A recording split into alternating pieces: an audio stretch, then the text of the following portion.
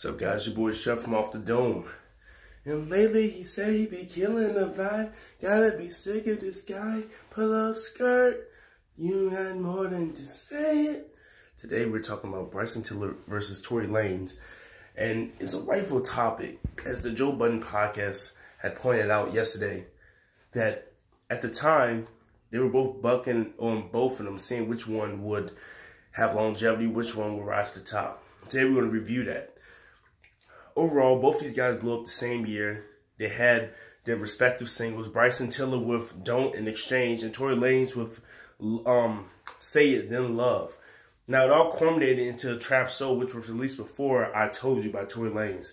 Trap Soul is a very, I don't want to say experimental album, because Trap was already infused to R&B with The Weeknd and other artists like that, but Bryson Tiller definitely had a more raw and non-poppy image. The Weeknd had a more poppy image towards it.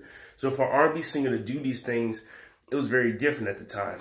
Then you have Tory Lanez, a guy who we thought was a straight-up singer until his album came out, when he started rapping and flowing and flexing on top of it. Personally, I think Tory Lanez's first album tells a better story, but I think Bryson Tiller has the better sound in his album.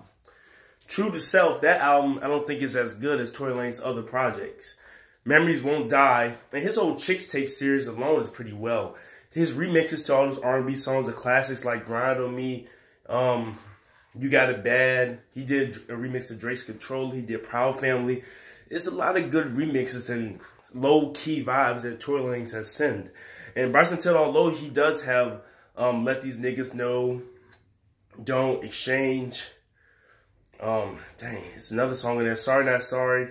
He has a string of singles from Trap Souls that has made it the double platinum album with no features that it is.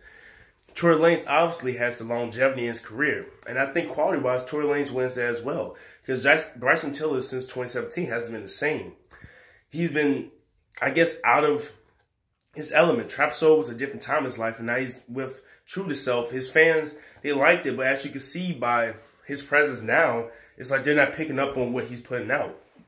Tory Lanez, although sometimes he doesn't chart with his singles, they still do get buzz. He still rings bells. He still does great freestyles and remixes. He did a Pop Out remix a couple months ago that I thought was pretty good.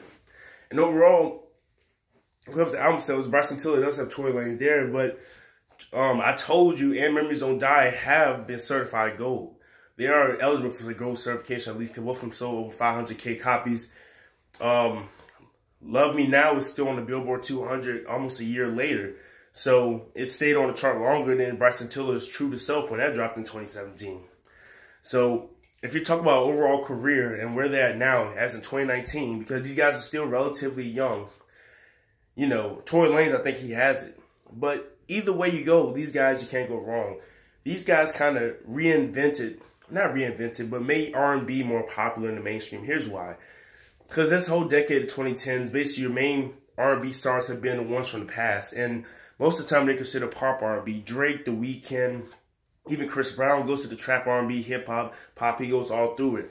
But actual R&B artists, you have a handful. And before Ellen Mai and Jacquees and all these new guys like Dan Lee and Bo James and BJ the Chicago Kid, he came a little bit before them, but he wasn't as successful. So Tiller and Lanez being successful in 2015, 2016 mattered a lot for the genre. Because without them, the only representation in the mainstream you have for R&B was The Weeknd. And as you all know, The Weeknd makes good music, but majority of his stuff is pop electronic stuff at this point. So for true R&B fans, what else do you have than Tiller and Lanez? Well, that's all I gotta say, man. It's your boy Chef from Off the Dome.